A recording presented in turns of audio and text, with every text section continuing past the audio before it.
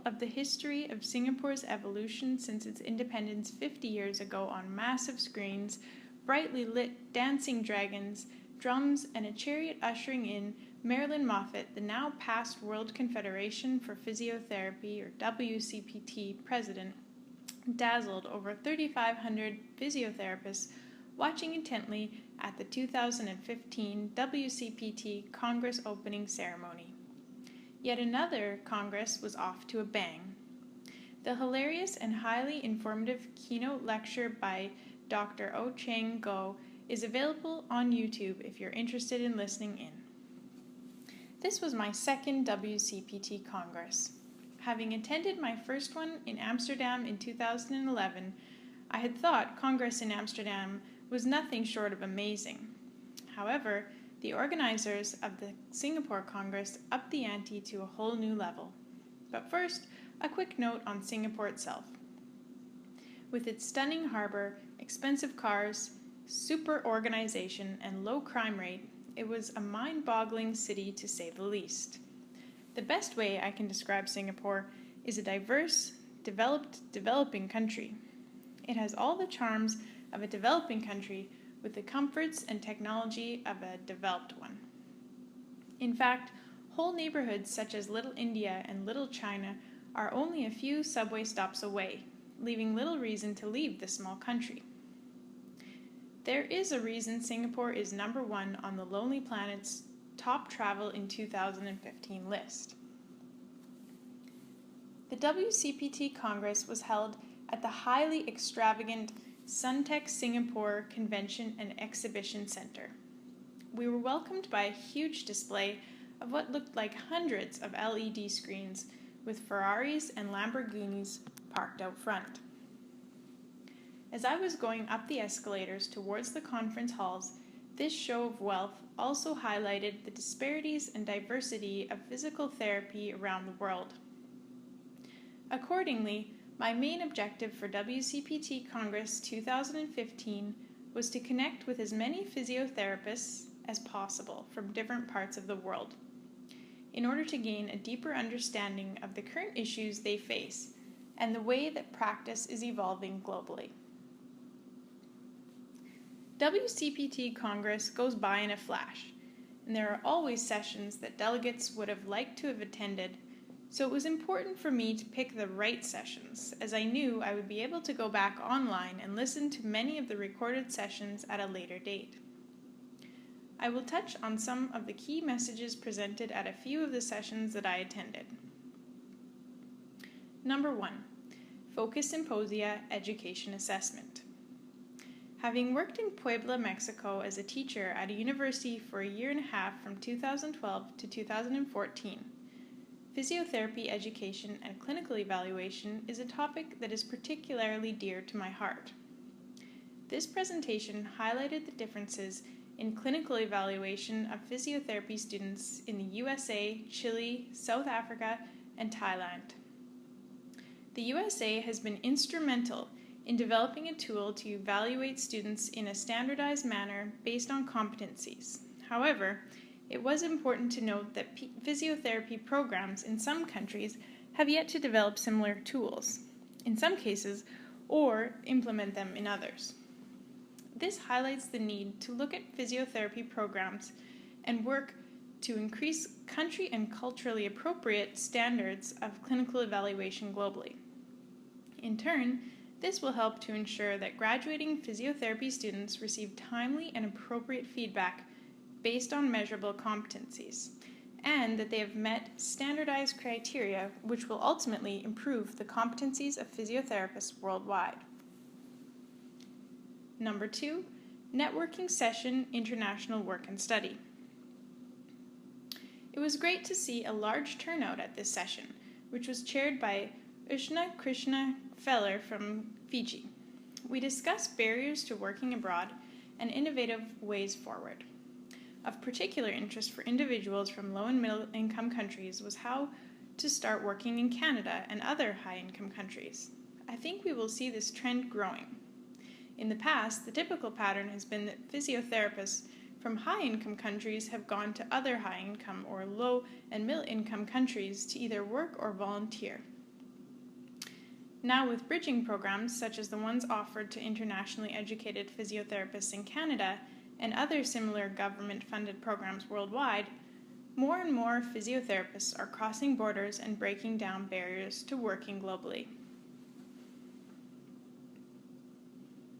Interestingly, I asked a delegate from Kenya at the table where I was sitting if she knew a Kenyan physiotherapist friend of mine that I met while completing my final international physiotherapy practicum in Rongo, Kenya in 2010. She said she didn't, but would try to locate him. Sure enough, a few weeks after WCPT Congress, she emailed me to let me know that she had found him. The saying, "It's a small world," is definitely true for the physiotherapy community. A few years ago, a physiotherapist from the USA created Global Outreach Physiotherapy Network in an effort to promote collaboration and communication globally among physiotherapists. This network is now gaining momentum and has the potential to become the Facebook for physiotherapists. One of the themes that came out of this session was that a mechanism through which to communicate freely about global health work and volunteer opportunities would be valuable.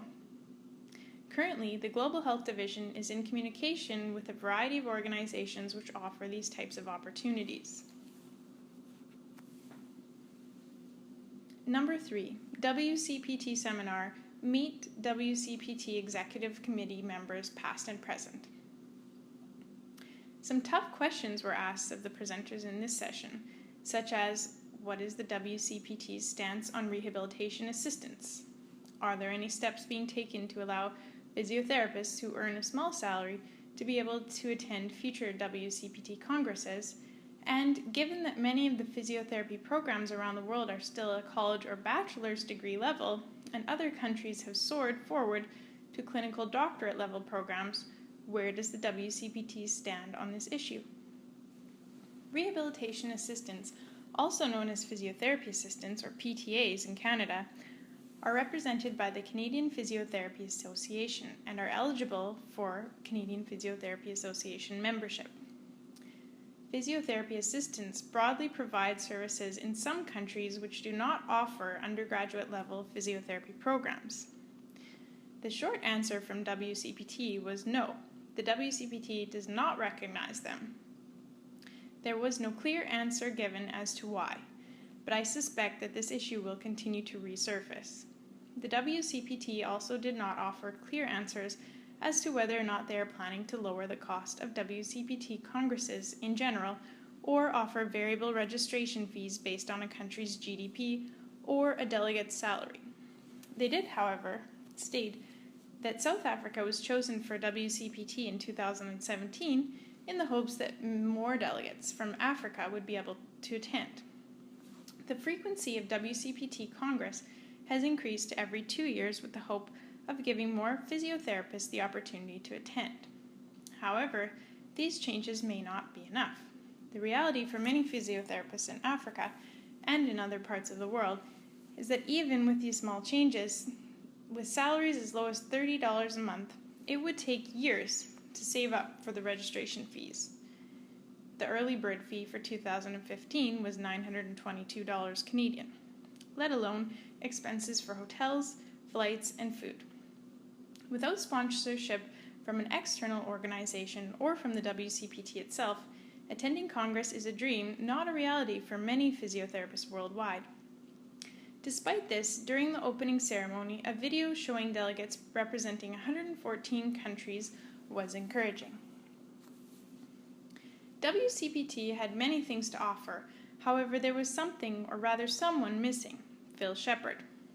Phil is a Canadian physiotherapist on the Global Health Division executive who had been volunteering in India and then Nepal as a physiotherapist for the months leading up to WCPT Congress.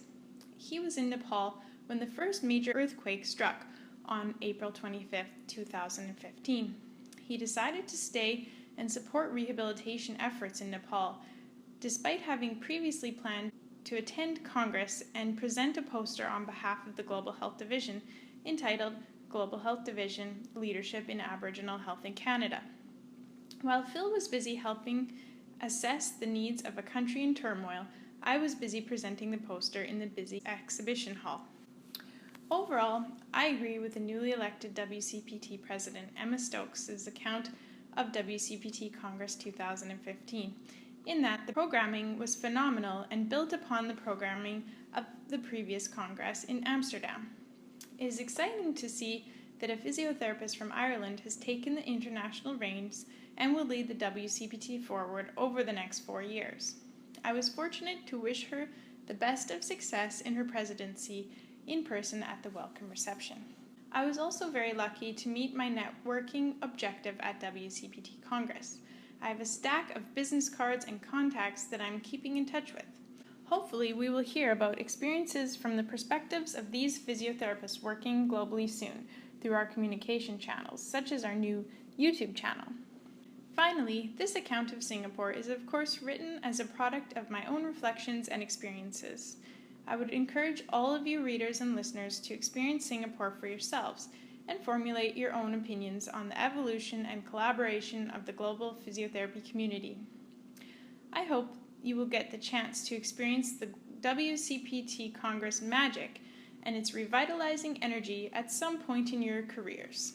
Perhaps we'll see you in Cape Town, South Africa, for WCPT Congress in July of 2017.